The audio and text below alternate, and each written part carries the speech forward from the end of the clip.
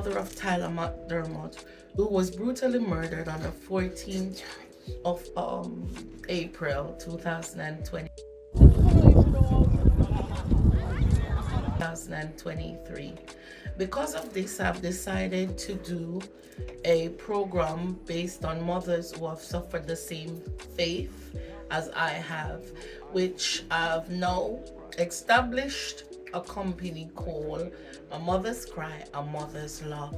This is to dedicate to mothers who have lost their children, who are going through violence, who are going through physical, emotional, and anything that consists of losing a child. So today I'm gonna be talking about some of the things that I've been through, going through, still have to go through: grief, pain, sorrow, stress, oppression, you name a few. The reason why I feel like this is a good thing for me to do is because it also helps me to heal. And if I can help someone else to heal, then here we go. We're going to have so much discussions. If you feel like leaving comments, if you want to get in touch, if you want to be a part of any of the upcoming programs or event that we're keeping, please feel free to either contact me on the links in my bio or feel to inbox me.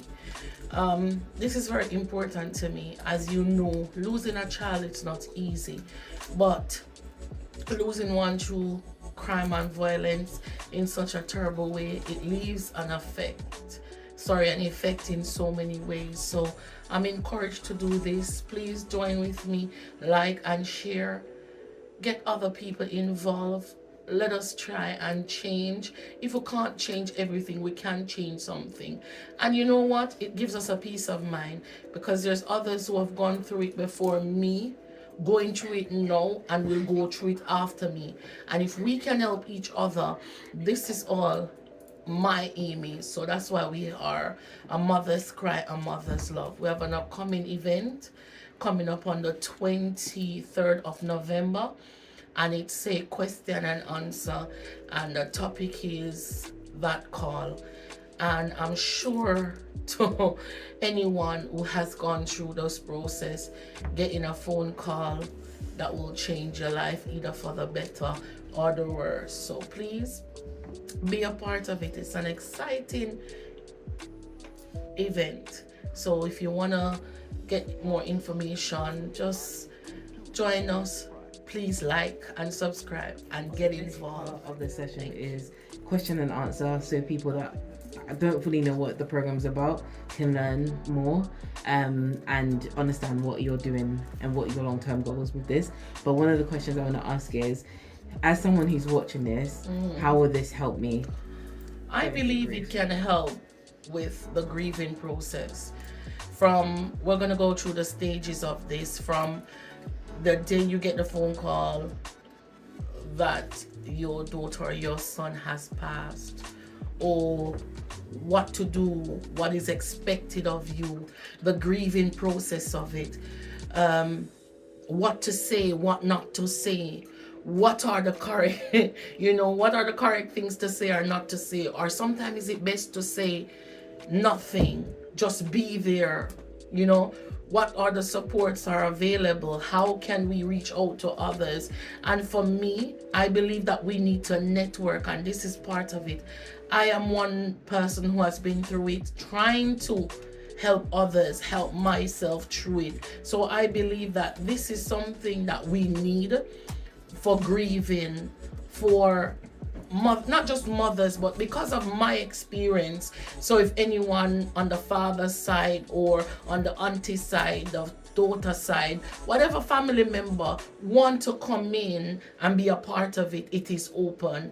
You understand? And we can work together for change. You understand? Where we can speak on topics and how to address issues, and not to feel that it's all about self and what people say or think about us, but to grow from it. What other help is out there? What other structure? What can we do in the schools? Because I want this to go into the schools where I go in and speak to young people, you understand, speak to mothers, speak to people who need to know this is no joke. The knife and the crime, the violence, how we can relate.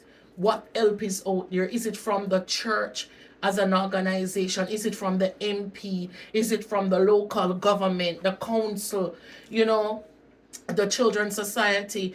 A lot of people back away from social services because they don't understand the level and the help, especially the police. There's a stigma, but if we work together with these organizations, we can make such a difference. We need help, and this is one way we can do it. So yeah. Okay, who is Tamika? Tamika. Hey, Tamika, a mother of 5, a very loving and ambitious go-getter. But, so it's driven and has a passion to help. I have lived through stigma, so I don't stigmatize. I've lived through hurt and pain. I am not perfect, but I am a woman of virtue.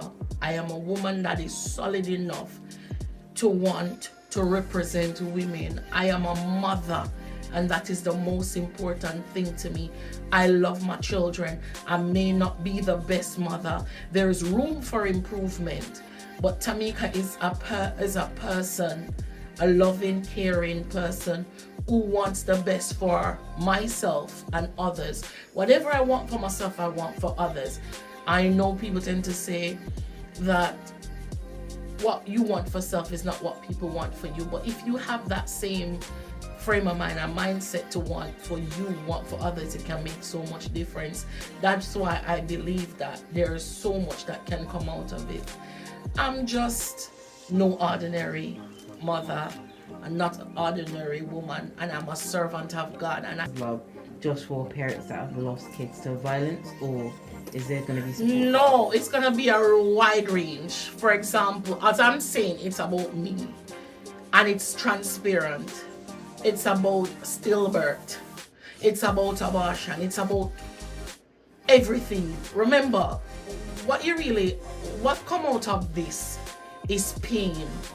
And through pain, purpose, divine intervention, where a normal woman coming from the Caribbean at a young age, trying to make changes, don't want what happened to her happen to her children, don't want what is out there in the street caught up in her home, but it does.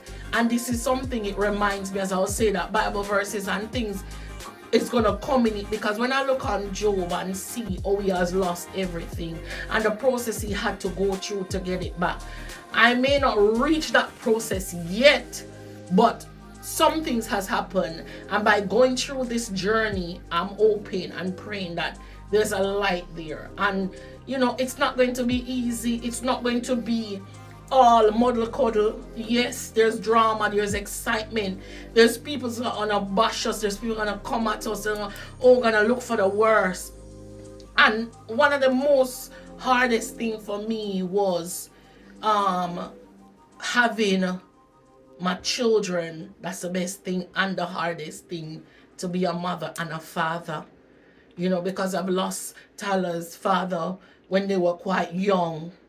And I've been through so much, and I know what it is to go through the process of losing children who didn't face hurt. You understand? So I can relate to even those mothers who has that stillbirth and said, "Oh, I don't think I want to go through it again." I have had the pain of losing a child that has been taken out from your body, that is dead inside of you, a child that has been sucked out of you because there's no heartbeat. So therefore, it is raw, but it can help someone. So we're going to have people come on this program to speak about their truths. The podcasting, where we have people come and pour out their heart. There's going to be lessons, message, interaction, creativity, and you know what? Out of everything, just remember, be yourself.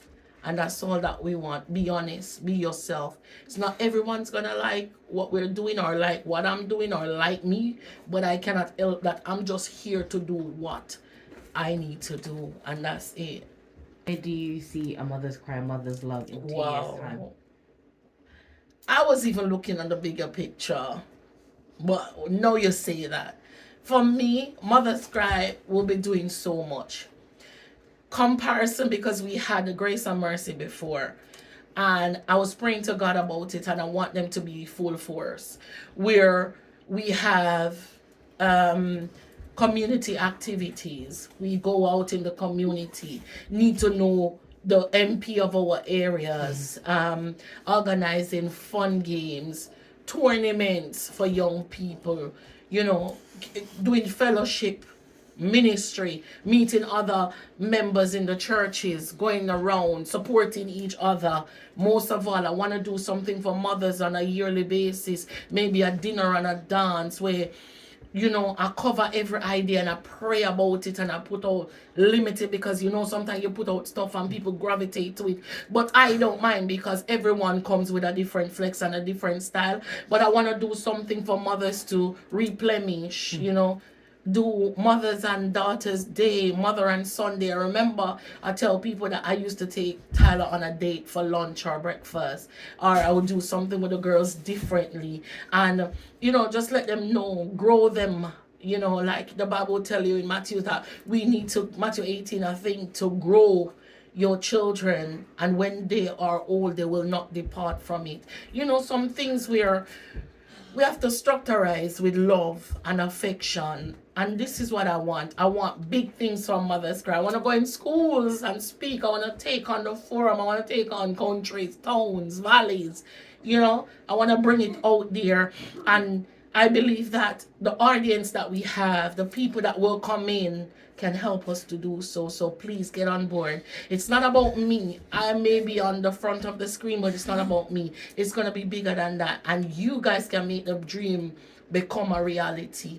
Don't look on the person. Look on what you can do or put together, come alive with. It's not everything is gonna work, but if we put pen to paper, mindset together, then there's so much we can do. There is a lot of mothers out there who needs help. It's time for us to take away that mirror and look deep in ourselves. We cannot do this alone. Get into the organizations that will help us. I don't know how long, but I pray and I ask God for the strength to do this, because trust me, I am so passionate about it. And what even make it worse, I became a victim of something that I never wanted for my home, losing a son at 17 years old, and the stigma that came behind it, the things that was said and done behind it. And yet still I'm in a oh, but I believe that the change that will gravitate, you know, big things, big things for 2025, 26. Okay, final question is, as someone who doesn't have a child or not been through loss of a child, how can I support, or how can they support this platform? Preparing yourself for your own child, or preparing yourself for the do's and the don'ts. It's not easy. And I believe that someone who don't have a child can say it will never happen to them. Hello, I said it. And no, it does. So coming in, you will understand what grief is about. Losing a child, whether through crime and violence, stillbirth, even abortion, because trust me, a lot of us close the doors on certain topics or certain things that is going on. Oh, it could not be me. But until you yourself has gotten into that position or situation, never say never. And that is something that we're here to teach and to learn and make sure that, you see, what happened to me cannot happen or may not happen to you, because you learn from me. What you come with to the tables, the question, the suggestions, I can take back and go and look at and come back with something. So it's something that generates deep down and it cuts deep the impact. You know, you may not have a child, but you may have a brother, because the generation is getting so young of losing young people that you may not know how to cope or to deal with the fact of losing a brother. Well, in the future, that's another thing. My daughters will be on the platform as well, speaking on that.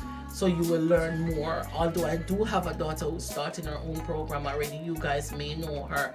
So therefore, it is something that is out there. So we're trying to get even the young people on board to come in and do the same. So you know what? Any form of way that you feel like is necessary that you can help, we are. Have a wonderful evening and be encouraged, for the Lord is our shepherd. Thank you all. God bless.